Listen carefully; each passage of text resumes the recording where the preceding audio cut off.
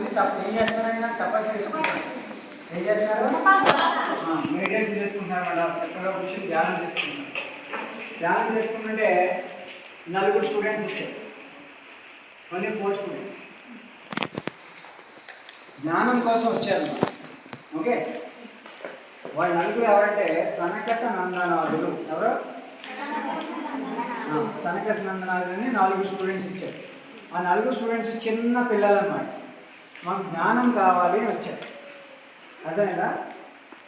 అర్థమైందా? మనకి మీరు చూసాక దక్షిణామూర్తి అనే ఒక విగ్రహం ఉందాక మనకి అక్కడ ఇసుక దగ్గర మీరు ఆడుకుంటారు కదా ఆశ్రమం ముందు. ఆ దక్షిణామూర్తి ధ్యానంలో కూర్చుంటారు కదా. ఆ కూర్చునేది ఏంటంటే మొదటి గురువు అనమాట. ఆ కింద మీరు చూసినట్టయితే దాంట్లో 4 స్టూడెంట్స్ కూర్చొని ఉంటారు. వాళ్ళే సన్నిపిస్తుంది ఫస్ట్ స్టూడెంట్స్ అన్నమాట. ఓకే, అలాగే అలా చెప్తారు కదా అని చూస్తూ ఉన్నారు. ఆయన ఏం చెప్పట్లేదు, ధ్యానంలో ఉన్నారు మౌనంగా. అంతే, అలా మౌనంగా ఉండి వీళ్ళు కూడా అలా మౌనంగానే ఉన్నారు. మౌనంగా ఉన్న తర్వాత మౌనంగా జ్ఞానాన్ని అంతటిని కూడా వాళ్ళకి ఇచ్చేసారు. ఎప్పుడైతే మౌనంగా ఉన్నారో వీళ్ళు చాలా మంచి స్టూడెంట్స్ అని చెప్పి గురువు ఏం చేశారు, వాళ్ళ మీద అనుగ్రహం ప్రసాదించారు. స్టూడెంట్స్ అందరూ అల్లరి చేస్తున్నారు అనుకోండి, గురువు గారు అని చెప్తారా? ఏమి చెప్పరు, తిడతారంటే. అవునా? అంటే మీరు స్టూడెంట్ సైలెంట్ ఉన్నాడనుకో, గురువు ఏం చేశాడు, మౌనంతో జ్ఞానాన్ని ఇచ్చాడు. ఎవరికి? ఈ 4 స్టూడెంట్స్. అర్థమైందా? అలా మనకి జ్ఞానం గురు పరంపరగా వచ్చిందనమాట. ఆ గురువు దగ్గర నుంచి అక్కడి నుంచి జ్ఞానం అంతా వచ్చింది. అప్పటి వరకు జ్ఞానం లేదు ఎవరికి. ఫస్ట్ ఆ గురువు వచ్చి ఆ గురువు జ్ఞానాన్ని మనకి ఇచ్చిన తర్వాత జ్ఞానం మొదలైంది. మరి ఆ జ్ఞానం మరి అందరికి అందించాలి కదా. ఆ తర్వాత అందించడం కోసం వ్యాసుడు పుట్టారన్నమాట. ఓకే, దాని మీద మీకు శ్లోకం కూడా చెప్పాను. ఏమన్నాను? వ్యాసాయ విష్ణు రూపాయ వ్యాస రూపాయ విష్ణవే నమో వై బ్రహ్మ నిధయే వాసిష్ఠాయ నమో నమః. అలా వ్యాసుల వారికి పాదాభివందనం చేయండి. ఇవాళ వ్యాస భగవానుడి అనుగ్రహం తీసుకోండి, గురువుల అనుగ్రహం తీసుకోండి. Okay, blessings of take all the blessings of the Guru. All of you నమస్కారం చేసి గురువుల అనుగ్రహం తీసుకోండి. గురువుకు నమస్కరించిన తర్వాత మన గురువు ఏమిస్తారు? జ్ఞానం ఇస్తాం. ఓకే, జ్ఞానం ఇవ్వడం కోసం ఆయన ఏం చేశారంటే, ఆయన ఎవరు? నమో వై బ్రహ్మ నిధయే వాసిష్ఠాయ నమో నమః అన్నారు. ఆయన పరాశరుడి యొక్క కుమారుడు, అలాగే వశిష్ఠుడి యొక్క మనవుడు అన్నమాట. అర్థమైందా? సో అలాంటి వ్యాసుడు, అంతేకాకుండా సుఖతాతం తపోనీతిం. ఆయన సుఖతాతం అంటే సుఖ మహర్షి, గొప్ప మహర్షికి ఆయన తండ్రి. ఎవరు? వ్యాసుడు. సుఖ మహర్షికి తండ్రి. అర్థమైందా? సుఖ మహర్షి అంటే గొప్ప జ్ఞాని అన్నమాట. చిన్నప్పటి నుంచి బాగా మీకంటే చిన్న పిల్లల దగ్గర నుంచి కూడా ఆయన తపస్సులో ఉంటారు. ఎవరు? సుఖ మహర్షి. అక్కడి నుంచి ఆయన పూర్తి జ్ఞానం వచ్చేసింది. వచ్చిన తర్వాత ఆయన ఆ జ్ఞానాన్ని అంతటిని కూడా మౌనంగా అందరికీ పంచారు. అర్థమైందా? సుఖ మహర్షి వల్లే మనకి భాగవతం వచ్చింది. అర్థమైందా? అలా వ్యాసుడు అంత జ్ఞానాన్ని అలా పంచారన్నమాట. సుఖ మహర్షి మరి అంత జ్ఞానాన్ని బోధించారు కదా, సుఖ మహర్షి మళ్ళీ అంతా బోధించారు అందరికి. మరి ఇన్ని గ్రంథాలు రాశారు కదా, నేను ఆల్రెడీ చెప్పాను. వ్యాసుడు రాసిన కొన్ని గ్రంథాలు రాయండి అంటే ఏం చెప్తారా? వ్యాసుడు నేను చెప్పాను కదా, వ్యాసుడు రాసిన కొన్ని గ్రంథాలు చెప్పండి.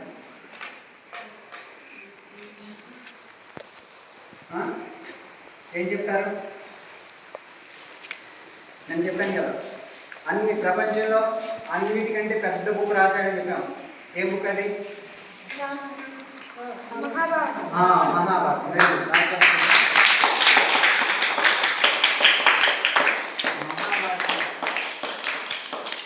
మహాభారతంలో ఎవరున్నారు?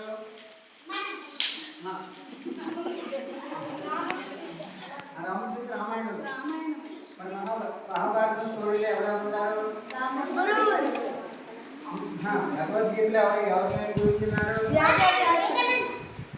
భగవద్గీతలో ఎవరు గురించున్నారు? అర్జునుడు కృష్ణుడు. మహాభారతంలో ఉన్నారు అంటే పాండవులు కౌరవులు ఉన్నారు. ఎవరు? అంటే ఒక మంచి ఒక చెడు కూడా ఉన్నారు దాంట్లో. ఈ మంచి వైపు పాండవులు మంచివాళ్ళు అనుకో, ఈ ధర్మం వైపు దేవుడు ఉన్నారు, భగవంతుడు. ఎవరు? కృష్ణుడు. ఓకే. అధర్మం వైపు దుర్యోధనుడు వీళ్ళందరూ ఉన్నారు కదా, కౌరవులు 100 మంది. వాళ్ళందరూ కూడా తప్పుడు పనులు చేస్తూ చెడు చేస్తూ ఉన్నారు. మరి వాళ్ళందరినీ క్షమించకూడదు కదా, భగవంతుడు వాళ్ళని శిక్షించి వాళ్ళని దుష్ట శిక్షణ శిష్ట రక్షణ చేసేటన్నమాట. ఆ విధంగా ధర్మాన్ని రక్షించడం కోసం భగవంతుడు అవతరిస్తూ ఉంటాడు. అలా మహాభారతంలో మీకు ఈ యొక్క కృష్ణావతారం గురించి, అంతేకాకుండా కౌరవ పాండవుల గురించి ఈ స్టోరీలు అన్నీ కూడా ఎన్నో స్టోరీలు చెప్పినటువంటి చాలా ఇన్స్పిరేషన్గా ఉంటాయి. భీముడు తెలుసా మీకు? చాలా బలమైనటువంటి వాడు. అర్జునుడు ధనుర్ధారి, ఎక్కడైనా సరే ఎక్కడన్నా చివరన్నా కానీ బాణం వేసి కొట్టగలుగుతాడు ఎక్కడన్నా. ఇంకోటి ఏంటంటే వర్షం వస్తుందనుకో, వర్షం వస్తుంటే ఎక్కడైనా మొత్తం పందిరి వర్షం కింద చినుకు పడకుండా అంటే చినుకు పడే లోపు బాణాలు వేసేస్తాడు, అంత ఫాస్ట్గా వేస్తాడు అన్నమాట. అలాంటి ధనుర్ధారి అర్జునుడు. అర్థమైందా? సో అలాంటి స్టోరీస్ ఎన్నో మంచి మంచి ఇన్స్పిరేషనల్ క్యారెక్టర్స్ ఉన్నాయి దేంట్లో, మహాభారతం. మరి అలాంటి మహాభారతాన్ని ఇచ్చారు, వేదాలన్నింటినీ ఇచ్చారు. అర్థమైందా? 4 వేదాలు మీరు గుర్తుపెట్టుకోండి. వేదవ్యాసులు ఏమి ఇచ్చారు? 4 వేదాలు ఇచ్చారు. తర్వాత మహాభారతం ఇచ్చారు. ఇంకేమిచ్చారు? బ్రహ్మసూత్రాలు ఇచ్చారు. గుర్తుంటాయా అందరికీ? బ్రహ్మసూత్రాలు, మహాభారతం, వేదాలు, 4 వేదాలు. ఇంకేమిచ్చారు? ఉపనిషత్తులు. ఏమిచ్చారు? భగవద్గీత. భగవద్గీత తెలుసు కదా, మనం రోజు చదువుతున్న శ్లోకాలు.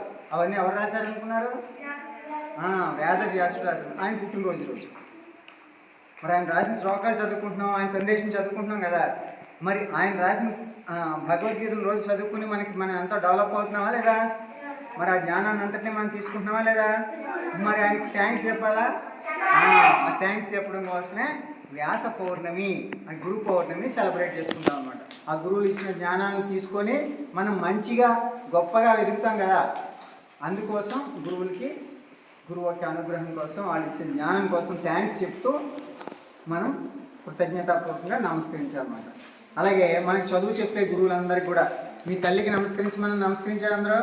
వద్దన్న. ఓకే, నమస్కరించబోతు ఈరోజు సాయంత్రం వెళ్ళే నమస్కరించండి, మర్చిపోకూడదు. ఇక్కడ గురువులందరికీ నమస్కరించుకోండి, తండ్రికి నమస్కరించండి. అలా నమస్కరించి పాదాభివందనం చేయాలి.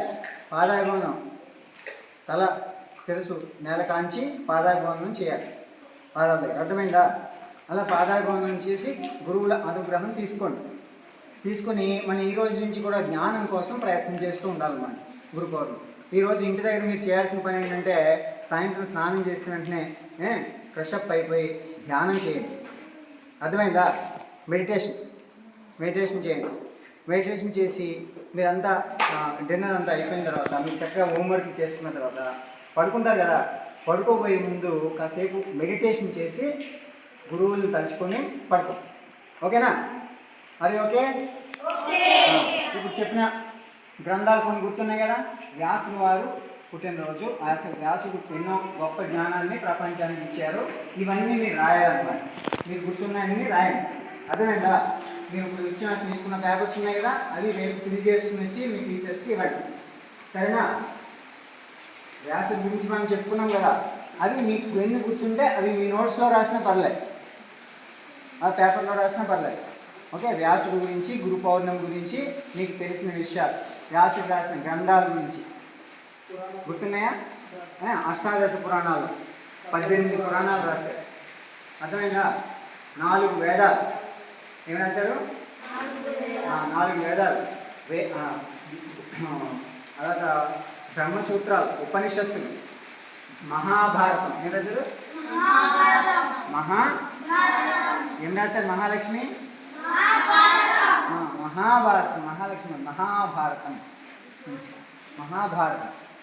ఓకే, సో కాబట్టి గుర్తుపెట్టుకుని ఇవన్నీ మీరు తప్పులు లేకుండా you write it in English or Telugu or Hindi whatever language doesn't matter. Okay, you understand? So you write it in your own language and but you write about Guru Paurnami, Vyasa Paurnami, whatever the Vyasa has written the books. Okay? Vyasas, whatever you remember. Okay, these books. మీరు వింటున్నారా advance? Listen. Where are you thinking? Listen here. ఎవరైనా drawing చేసే వాళ్ళు కూడా దాని మీద కూడా you can also draw a diagram, a picture of a Guru Swami Vivekananda picture or Vyasa picture. Okay, photo. దాని మీద ఒక పిక్చర్ డ్రా చేసి తీసుకోవాలి. Okay, already okay, sit down and let's meditate. Meditation కూర్చోండి.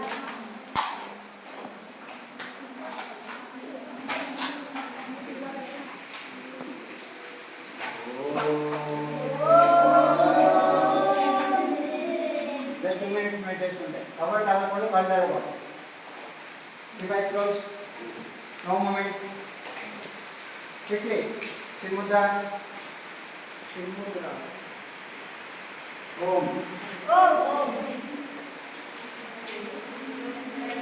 నేను చెప్పేంత వరకు కళ్ళు అవ్వకూడదు. No opening eyes. No movements.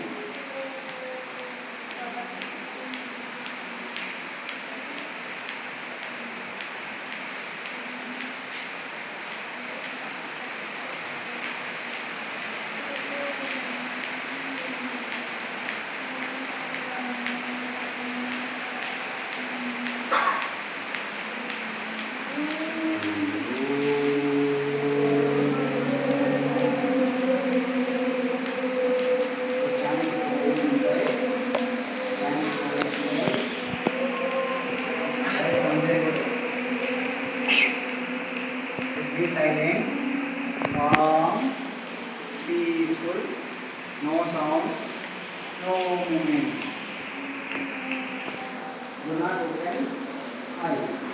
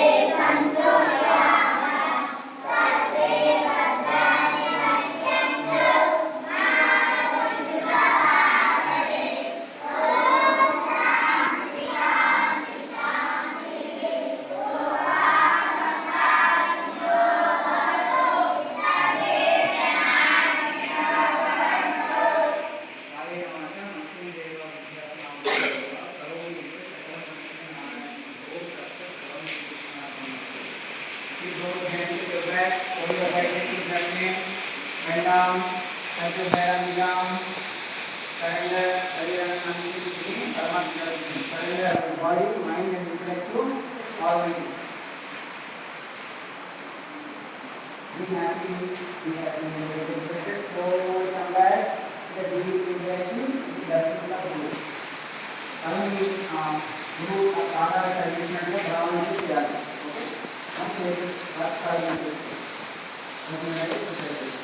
Okay ఇంకా అర్థమైంది కదా.